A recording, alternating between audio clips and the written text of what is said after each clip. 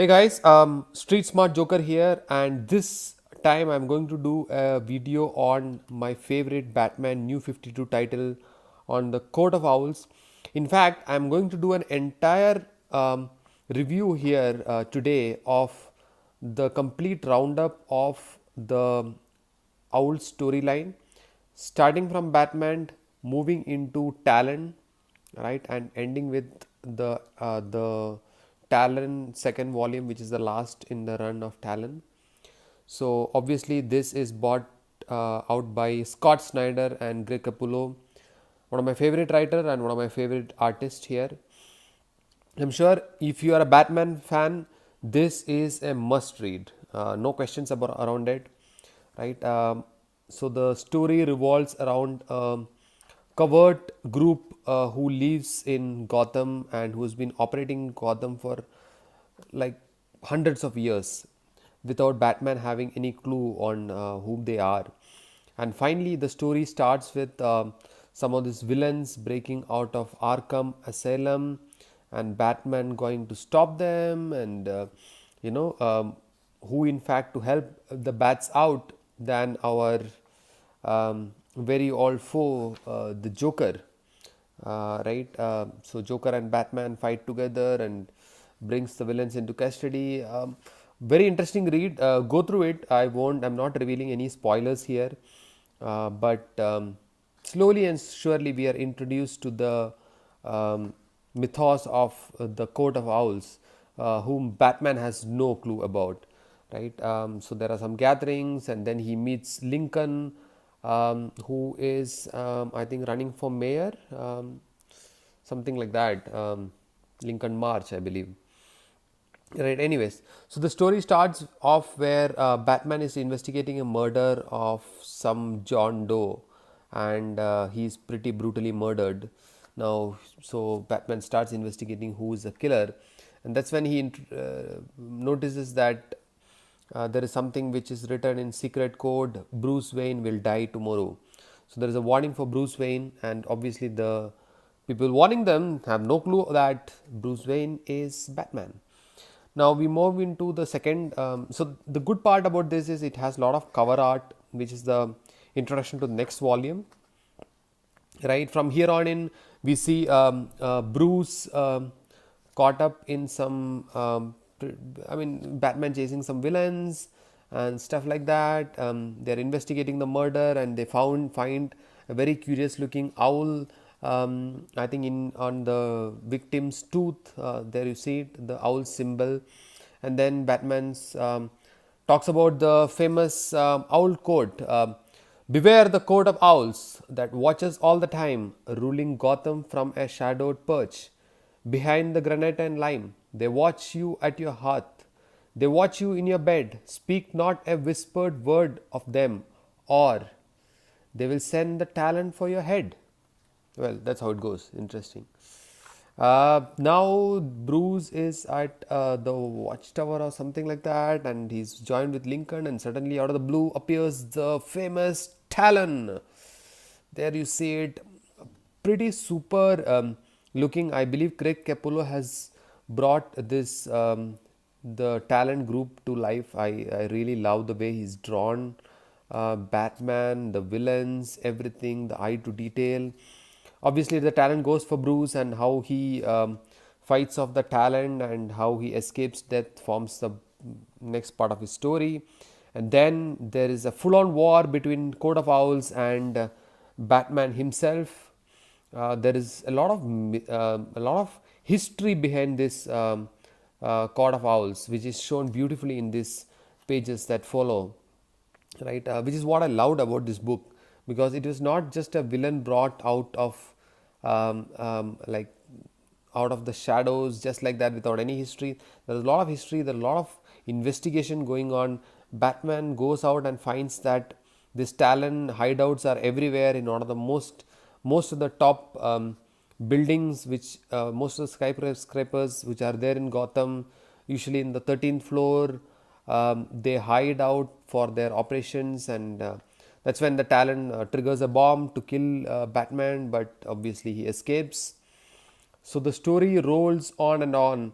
right? The investigation goes, and definitely Batman is out to find out who this group is. So that is the story, and Batman finally, on his investigation, he gets caught under the tunnels. The Talon have him, and they bring him to the Court of Owls. That's where the entire storyline, the name itself calls the Court of Owls, right?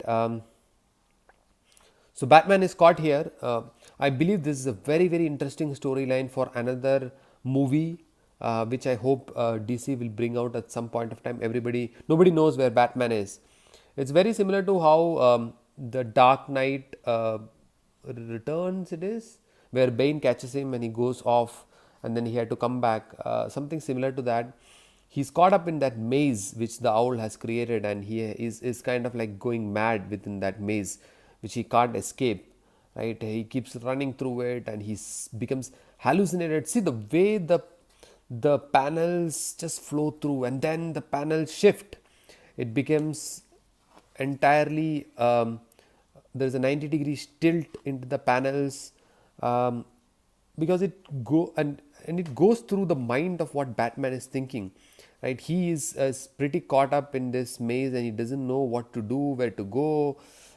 He starts breaking things, right? So the panels takes different turns, right?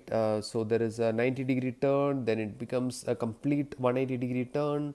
This is awesome, right? I've never seen a comic book go through some, like the panel changes like how it does in this Court of Owls book, right?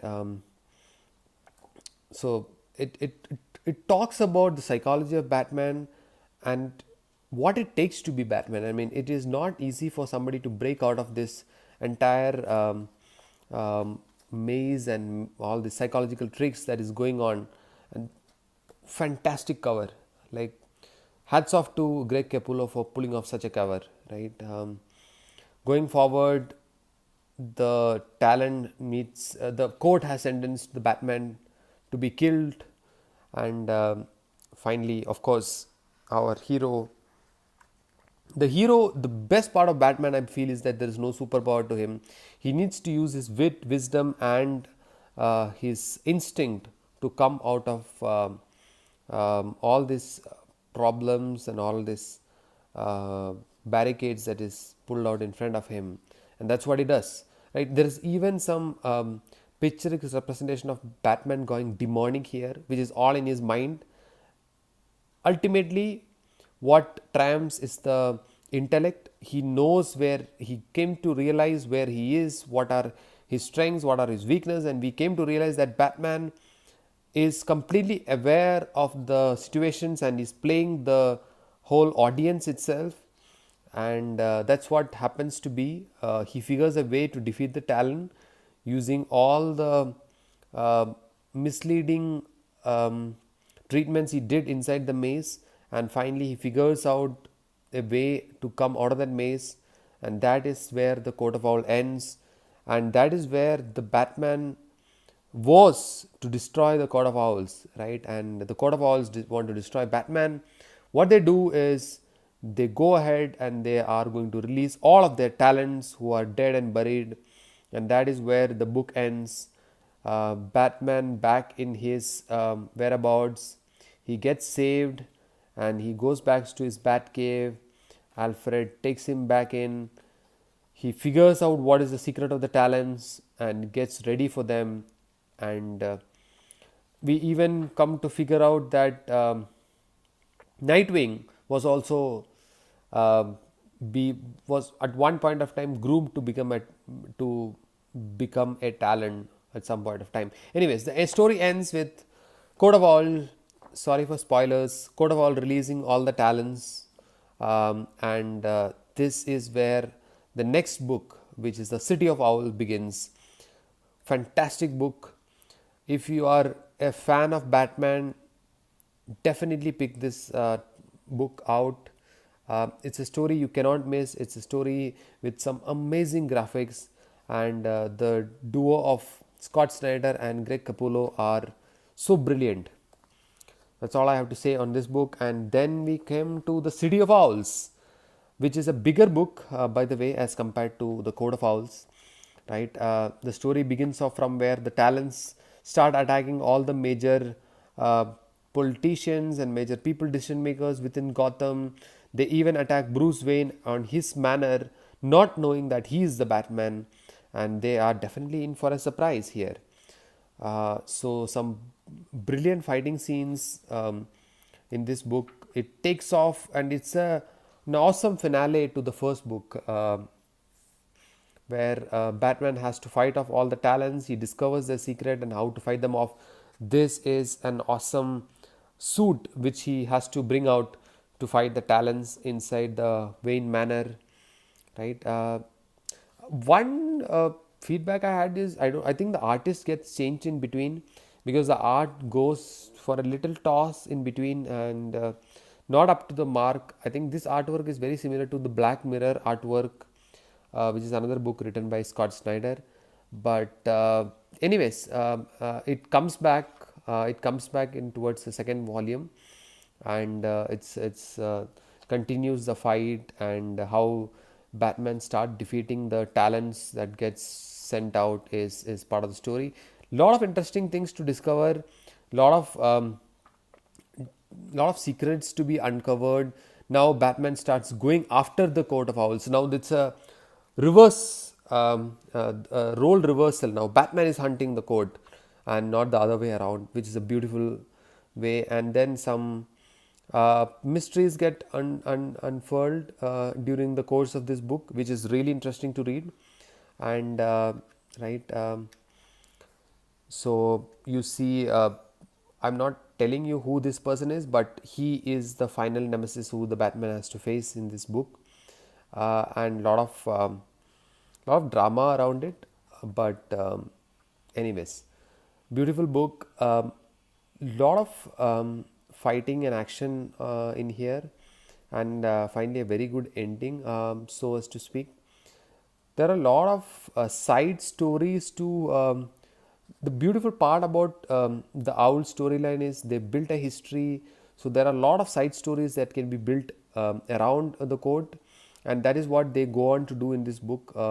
They talk about how the old court used to leverage their talents, how they used to work, how Bruce Wayne's ancestors got involved. All those kind of stuff comes to life. How Alfred's father was involved in some stuff, right? And so that's it, guys. Pretty interesting book. Lot of side stories. Uh, right? It talks about, there's another story on the origin of Mr. Freeze, Dr. Freeze, and stuff like that. Also, as part of this book. So definitely pick it up. But the biggest part was I got so interested in the Coat of Owls mythos that got introduced. It hooked me in completely, that I wanted more of it. Um, so while there is a story on, I think, the Night of the Owls, which talks about all the parallel storylines which cuts across different other characters in the Batman universe. I thought I will pick up something which is um, called Talon. Right, this got released with the New 52. This is a story of one of the talents who are groomed by the Court of Owls, but this talent decides to move out from the court, and he doesn't want to work for the court, and this is his story. It's written by written by James Tinian the fourth. Scott Snyder is the mentor for James Tinian, and there is a different artist who is Guillaume March for this, right? Very interesting storyline. I found this first book to be super amazing. It talks about Calvin Ross, who is the hero in this story, and how the brilliant part of this book is he is an escape artist. So whatever trap you put in front of him, he knows, he finds a way to escape, right? Which is like a very good, like a different take on somebody like Harry Houdini, right? So that is what this book is about. I loved the artwork. I loved the themes. So the story takes place after the the night of the city of the owls storyline, where Calvin Rose comes back to Gotham to check that the city of owls finished, but they are not, and he has to go out and finish the job that Batman had started, and that is where the story goes. It brings us to a host of characters, new characters, right? New talents. It again dives deep into the history of Court of Owls. Some brilliant artwork. I love this character who comes into life. Right? I don't know if I have that picture. Yeah. So here is the new talent. He is called the Gotham Butcher, who is a talent from long back, I think 16th century or something, and they bring him back to life. And this is a talent who doesn't even obey the code of owls, right? So a lot of characters here. As you can see, some of the artwork, like brilliant artwork in these pages, uh, right? So it's like watching a movie. Of course, Batman has a role to play. He's actually in the sidelines. He even tries to catch the Calvin Ross in between, but of course, him being the escape artist, he escapes from them. Different talents come into picture, and he has to, you know, work his way around to destroy the coat of owls. So that is how what the story is. If you loved the sorry, if you loved the Code of Owl storyline, definitely pick it up. Even Bane gets introduced, and I'm sure a lot of people are a fan of Bane. So very very interesting take on this. It leaves us on a cliffhanger where Bane kills off the Talon, and that's how the book ends. So the variant cover gallery here, right? As you can see, it's a brilliant book. Definitely pick up volume one. No questions about that. If you are interested in the mythos of talents and coat of owls, right? All that stuff. So I was so intrigued with Talon 1 that I picked up Talon 2, although reviews on Talon 2 was not that great. Uh, and I agree to that. It's quite a big book as compared to Talon 1. This is a bigger book, and it continues from where we left off. But the sad part on this is you would notice there is no Scott Snyder here. It's completely James Tynion the fourth and some different artists coming into play here, which is a sad part because I didn't like the art in this book. I felt it to be rushed, and Talon series got killed off at the end of this volume, right? As you can see, the art is not the best, nowhere compared to the first volume, nowhere compared to what Greg Capullo did in Batman for New 52. But only thing which is I find solace in is that the story continued from where it left off. It took a lot of turns along the way, right? And I believe that there are a lot of other characters who gets introduced who are like mostly like very waste of time for my liking, and so it's a big book. I don't want to run you through the story. If you are interested to for me to do that, I will create a separate video for the same. It brings Bane and a host of his villains into play on I forgot the island name, but how Batman comes into play, stuff like that. I'm just rushing through the pages here, but the good part in this story is yes, you get a conclusion. Uh, there is an end to this book, although they've tried to jam pack a lot of ideas into this, which creates a lot of confusion for me. Uh, right, even the cover art is not that great. So if you ask me, I would say avoid Talon volume 2 unless you want a closure for the Talon storyline, which this book gives, and that is the best part I believe on this Talon. And I'm not surprised they killed off the Talon volume after the end of this book. Not surprised at all. But huge potential for this character. if somebody, some great writer picks it up. I think there is a lot of potential. And finally, the good part is Talon. He got resurrected from the dead, and finally he gets even cleared of that, and he comes back to the world of living. That's how he ends. He's free. He's free to hunt the rest of the Court of the Owls, right? So that's how the book ends, which is a good, I believe, a good ending to the story.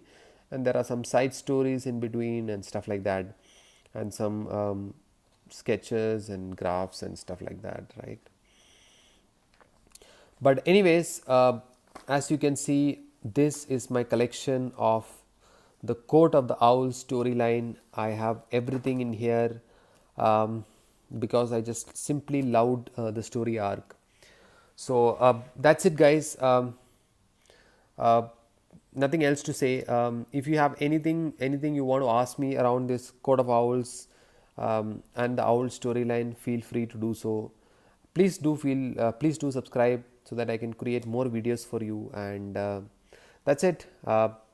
Good night, and happy reading of the Owl storyline. Bye bye.